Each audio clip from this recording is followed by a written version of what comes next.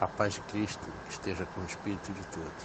Hoje, a minha mulher Luciene me pediu para que eu fizesse um áudio acerca do porquê nós saímos da denominação, dos templos, né, da religião. Por que nós saímos da religião? E eu posso explicar para os irmãos com grande facilidade, porque a palavra do Pai nos diz assim: conhecereis a verdade, e a verdade vos libertará. Bem, eu sou livre, e se eu sou livre, então eu não preciso me fixar em qualquer tipo de religião. Quando eu criei e fui batizado, mas de todo o meu entendimento, de todo o meu coração, eu entendi que eu fui perdoado de todos os pecados e que eu passei a ser santo, eu não tenho mais pecado algum. Eu tenho fraquezas humanas, porque o homem jamais será perfeito. O homem é imperfeito. E quem disser que um santo é perfeito deve ser um louco, porque todo homem é perfeito. Pode ser a Madre Teresa de Calcutá, pode ser qualquer pessoa que vocês normalmente imputam como pessoas santas, Santo Antônio, São Pedro, São João, não importa. Todos são pessoas humanas e todos tiveram fraqueza até próximo ao dia da sua morte. E conosco não é diferente, comigo não é diferente. Mas Cristo trabalha com... Eu trabalho com Cristo. Ele opera em mim e eu procuro me esforçar operosamente para trabalhar com Ele, combatendo o bom combate. E o bom combate é contra as minhas imperfeições. Cristo fez obra completa. Eu não faço a obra de Cristo. Eu não faço a obra de Deus. Eu escuto tanta gente falando dessa bobagem, mas ninguém faz obra de Deus, porque a obra é dele, ele faz tudo sozinho, ele não precisa de você. Ele quer colaboração nossa no sentido de relacionar-se. Quem é que pode amar alguém se não se relaciona? Quem é que pode amar a Deus se não se relacionar com Deus? Quem é que pode amar o seu irmão se não se relaciona com o seu irmão? Ninguém.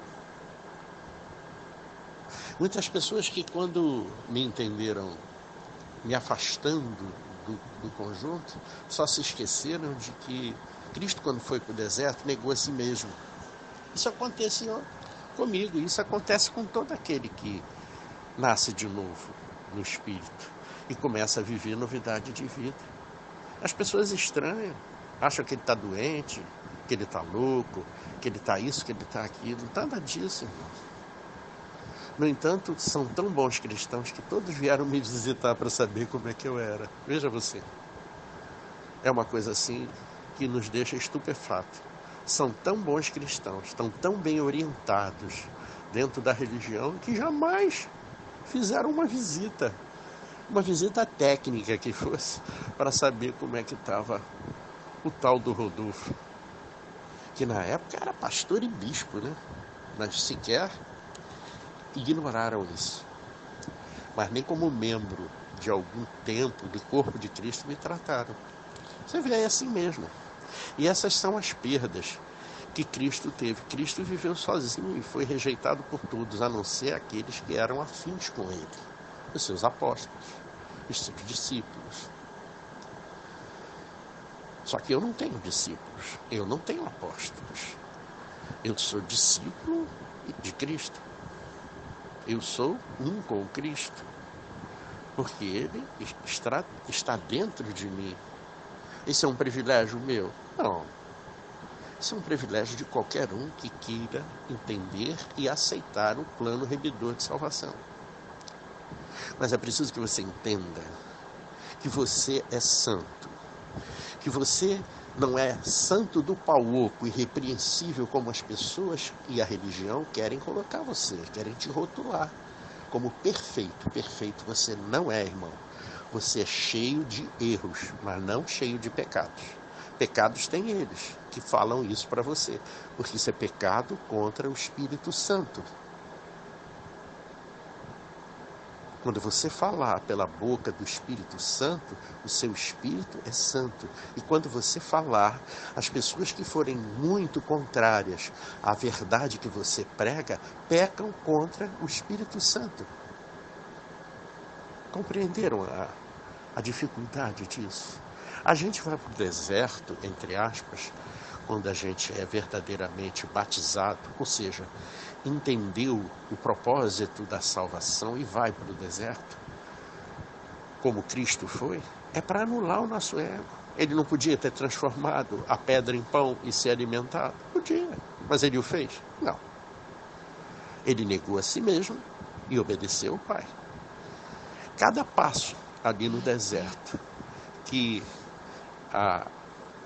o diabo, que na verdade é a figura do humano interno dele falando com ele, o ego dele falando com ele, só dizia para ele fazer aquelas coisas que lhe eram próprias, porque afinal ele é o Filho de Deus. Por que ele não os fez? Porque ele resolveu abdicar da sua natureza humana para obedecer. A Bíblia é toda encriptada, irmão. Não está escrito para o cara que sabe ler não. Se fosse assim, os verdadeiros pastores eram professores de português, e a gente vê tanto analfabeto, se dizendo pastor, se dizendo entendido das Escrituras. O cara sequer completou um curso de teologia e já diz que é teólogo, que é doutor, que é isso. Nós que estudamos e que não serviu para nada para a gente, nós temos esse total entendimento, essa total compreensão dessas coisas. Que a nossa natureza humana não acrescenta nem um tio, nem uma cedilha ao curso da nossa vida e não muda nada. Só quem muda tudo em nós é Cristo, porque Ele é o tudo de Deus. Quando a gente compreende isso e a gente vê que Cristo não fundou nenhuma religião, o que eu vou fazer lá ouvindo palavras de pessoas que sequer são nascidas do Espírito? Estão ali na carne, lendo uma escritura que foi falada por uma boca santa de fato. Porque a boca que pronunciou aquilo era santa. Mas quem mandou o homem escrever, não? Só o livro do Apocalipse é que foi mandado ser escrito por Deus. Os outros não foram, não. Mas que bom que a Escritura chegou e nós tomamos conhecimento de muita coisa da palavra de Deus pela Escritura. Porque a Bíblia não diz nada. A Bíblia é semântica, está escrito. Quem disse foi a pessoa que pronunciou aquela palavra e que era boca santa, tinha Espírito Santo. Porque o Espírito Santo que habita nela, habita em mim e pode habitar em você perfeitamente. Basta crer. E se tornar santo. E se tornar sem pecado. Se tornar remido de todo o teu entendimento. Reconciliado com Deus. Conectado novamente com Cristo. Na árvore da vida, que é Deus. Você passa a ser um com Cristo. Passa a ser um com Deus. Esse é o princípio da unidade. Você voltou ao velho, ao Adão antes do pecado. Compreende isso? Antes do seu afastamento de Deus. Adão era santo. Antes do afastamento de Deus. Todo homem, todo ser adâmico era santo antes de se afastar de Deus. Depois, quando se afastou de Deus, perdeu a luz do mundo. E quando perde a luz do mundo, começa a morrer. Começa a morrer fisicamente e depois espiritualmente. É preciso que nós coloquemos novamente dentro de nós o espírito vivificante. E quem nos dá isso é Cristo. Na religião você não vai ver isso. Você vai ver pessoas que ficam fingindo falar em línguas, fingindo que entendem. Isso é tudo fruto da ânima. É da alma humana, que quer imitar, que quer copiar, que quer ser importante. A gente entende isso. Eu respeito as pessoas. Mas aquilo é fruto da imaginação. Aquilo é fruto de um mover humano. Não tem nada de divino ali. Quer falar em línguas? Fala em idioma estrangeiro. Essa é língua. Isso é falar em língua. Aí eles falam, não, mas na Bíblia está escrito, mesmo que eu falasse na língua dos homens e dos anjos, se eu não tiver amor, eu nada terei. Sabe o que você está dizendo ali? Sabe o que está encriptado ali na Escritura? Mesmo que eu tivesse todo o entendimento humano, ou seja, falasse a língua dos homens, tivesse a sabedoria de Salomão, por exemplo, né? Se eu falasse a língua dos anjos, anjo tem língua, anjo fala? Não, mas anjo foi quem trouxe, junto com Moisés, o Velho Testamento. Foi ele que trouxeram a lei mosaica. Então, aquilo ali era um ministério dos anjos. Por isso, Paulo disse, mesmo que eu falasse a língua dos anjos. Ou seja, que eu tivesse todo o entendimento da lei. Mesmo que eu tivesse todo o entendimento da lei. Se eu não tiver Cristo, eu serei como um metal que tine, tem, ou como um sino que retine. Blim, blam, só faz isso. Seria exatamente assim. É isso que Paulo está dizendo ali. Ele está comparando o amor com o amor de Cristo, né? Que é o verdadeiro perdão de Deus para cada um de nós, como essas coisas. Não adianta ele ter todo o conhecimento do homem e ter todo o entendimento da Escritura se ele não tiver Cristo. Nada disso resolve. E é o que eu estou falando para os irmãos. Não adianta você estar na religião, achando que você vai ali nos cultos segunda, terça, quarta, quinta, sexta, sábado e domingo, e escutando palavra de homem. Se você não tiver o entendimento, você não tem Cristo. E se você não tiver Cristo, você não tem nada. Nem religião você tem. Porque você está adorando uma figura, mas que não é a real figura do Espírito. Cristo mostrava como é que ele queria habitar em nós. Ele não queria habitar num templo. Todo mundo quer ir para o templo, todo mundo quer ir para a igreja e diz que lá é a casa de Deus. Não é. Lá não é casa de Deus. Você lembra da figura que Cristo representava quando ele mostrou o tabernáculo? Cristo queria tabernacular conosco, não era isso? Sabe quem é o tabernáculo? Você, irmão. A sua vida, a minha vida, a vida de todos os irmãos. Esse é o tabernáculo, é algo móvel. Não é uma coisa fixa em pedra, não. Deus não habita em templos de pedra. Deus habita em templos feitos por mão dele. Foi ele que nos criou, a cada um. Tem a parcela do papai, da mamãe e tem a parcela de Deus. Foi ele que nos criou. E é ele que nos dá vida. E vida em abundância. Só que ele assopra o fôlego de vida. Porque você está irreconciliado com o Pai. Mas na hora que você se reconcilia com o Pai, quando você crê de todo o entendimento, e esse entendimento muda a sua mente, e você passa a olhar para os outros irmãos e ver Cristo nele também, quando você começa a ver isso, você verdadeiramente começa a mudar o teu odre.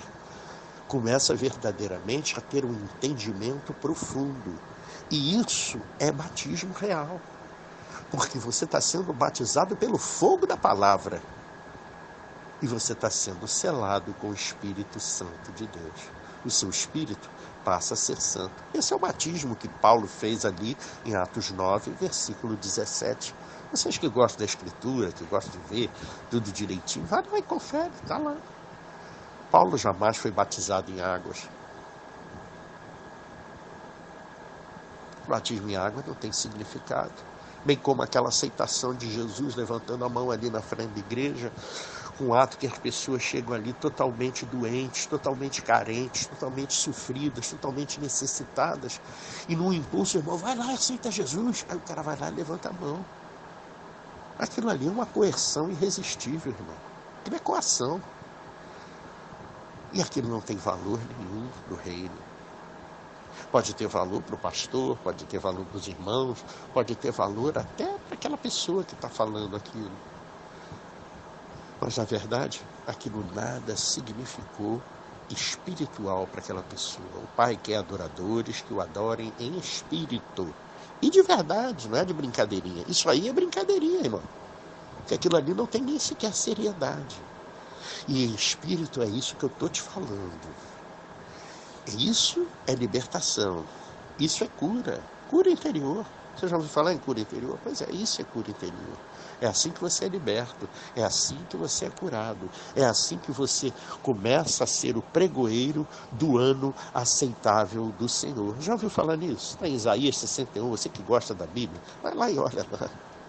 É fantástico. Quem está me dando isso é o Espírito de Cristo. Eu não estou nem lembrando dessas coisas, mas ele dá, ele vai passando para nós. Porque você vai perceber que você se torna a boca de Deus. E você fala o que Ele quer. E você faz o que Ele quer. Você anulou o seu ego. Você agora... Não é que você não tenha mais nenhuma opinião. Você até tem. Mas ela não é importante mais. Você procura não externar a sua opinião. O que vem, vem da boca de Deus. Vem do Espírito. O Espírito é uma nuvem, sabe? O Espírito é como se fosse uma nuvem. Já ouviu, sabe? A nuvem do Google, a nuvem... Pois é, a nuvem do Espírito contém tudo. Toda a sabedoria e o espírito de profecia. É bem assim. E o céu são as regiões altas. Você quer morar no céu?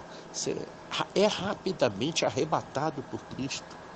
É por isso que as pessoas estranham como é que você é. Estranham as suas atitudes, porque você já está arrebatado. E elas estão na grande tribulação, irmão. Você quer pior tribulação do que a pessoa que está sendo acusada 24 horas de ser pecador? Isso é um absurdo, irmão. Você realmente não tem sossego para o seu espírito. Você jamais vai ter certeza de que é filho de Deus. Tem gente aí que jura pela mãe mortinha que é filho de Deus. Mas como? Filho de Deus como? Se ele nem sequer... Ele diz assim, sabe que eu sou católico não participante, não atuante. Como é que essa pessoa pode dizer que tem um relacionamento com Deus? Então, como é que ele é filho? Filho de quem? É um filho bastardo, então.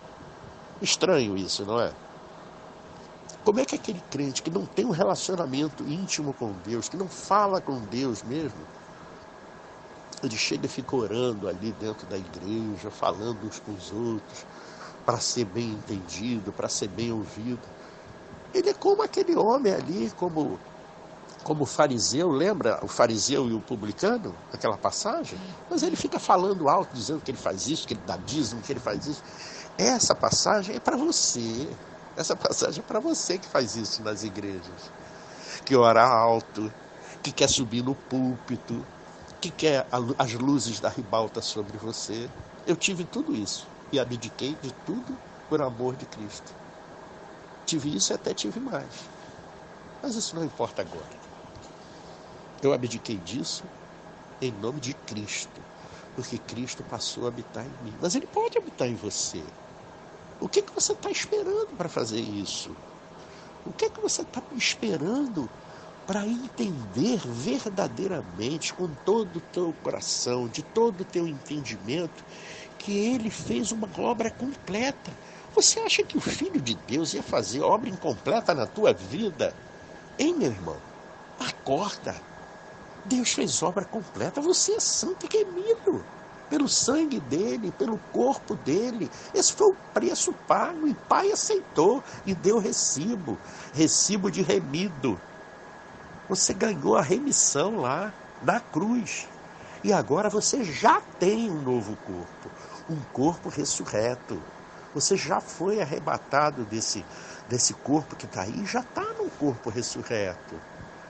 Na hora que esse corpo, essa carcaça for para a terra, porque ela vai voltar à terra, et reverterium ad locum tuum, né? Do pó vieste e ao pó retornará, mas o espírito volta para Deus. Imediatamente você já está em Deus, você está vivo. Você vai ficar surpreso na hora que você morrer e ver que continua vivo. Ué, mas eu estou vivo, as condições são outras, o hemisfério é outro, né? Até a dimensão é outra. Mas você está vivo. Você não morreu. Você vai falar, ué, eu não morri. Eu estou aqui vivinho da Silva. Essa é a sensação que você vai ter.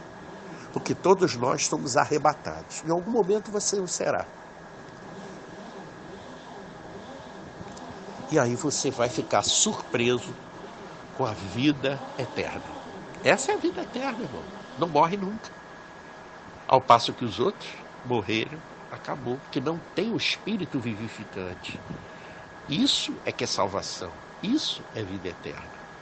Quem não está reconciliado com Deus, quem verdadeiramente não creu e foi batizado pela palavra e está vivendo uma novidade de vida, ou seja, olhando para o seu irmão, vendo Cristo, realmente está morto. Porque eles dizem assim, o mundo jaz no maligno. Olha só, o mundo está morto no maligno. Então mas eu estou dentro da igreja, eu cumpro tudo isso. Sabe o que vai acontecer? Eu não vos conheço. Mas eu tirei demônios, eu fiz isso, eu fiz aquilo, em nome de Jesus. Mas quando a gente fala em nome de Jesus, não precisa dizer em nome de Jesus. Eu falo em nome de Jesus. E eu não digo isso. Porque eu já não mais vivo, mas Cristo vive em mim. Eu já não mais falo, mas Cristo fala por mim. Então por que eu vou dizer em nome dele se eu tenho ele em mim? Se eu e ele somos um? Compreende? Eu não preciso falar em nome dele. Quem precisa falar em nome dele é quem não tem ele. Que acha que ele está lá no céu e que você está aqui embaixo. Entendeu a diferença, irmão? E isso é fé. Isso é entendimento, isso é mudança de mente. Estou maluco? Tá bem, então Paulo estava, Cristo estava, Pedro estava, todos estão. Se você duvida, faça o teste, creia, ou então permaneça morto. Eu sei que isso é forte, eu sei que isso às vezes pode até você ficar sentido com isso, mas verdadeiramente, se você só levantou a mãozinha lá na frente e o pastor fez você jurar aquelas coisas todas ali, e você desceu na aguinha do batismo, você ainda não creu e ainda não foi batizado. Logo, não está salvo. Para estar salvo, é preciso ter as duas condições: crer e ser batizado. Crer com todo o entendimento e ser batizado mudou a sua mente e passou a ter a mente de Cristo, vendo no outro Cristo também. Esse é o entendimento do Espírito. Não existe outro. Aqueles homens ali ficam falando um monte de coisas dos quais eles nem sabem. Eles estão falando da letra. Eles deviam ser professores de português. Eu já falei isso antes. Se eles fossem, talvez entendessem alguma coisa que está na Escritura. Mas eles não conseguem ver nem nas entrelinhas. Porque a Bíblia é criptografada no Espírito. Para que só quem é do Espírito entenda. Por isso é que Cristo falava em parábolas. Tem tantas parábolas aí que a gente fala com total entendimento. A parábola do filho pródigo é uma. A gente saiu da presença de Deus, foi o filho pródigo. E depois foi para o mundo, participou da esbórnia, participou de um monte de lambança, depois volta para a casa do pai. E aí o pai perdoa de tudo, bota um anel no dedo, dá uma festa, as bodas do cordeiro, e recebe você lá. Mas é preciso crer.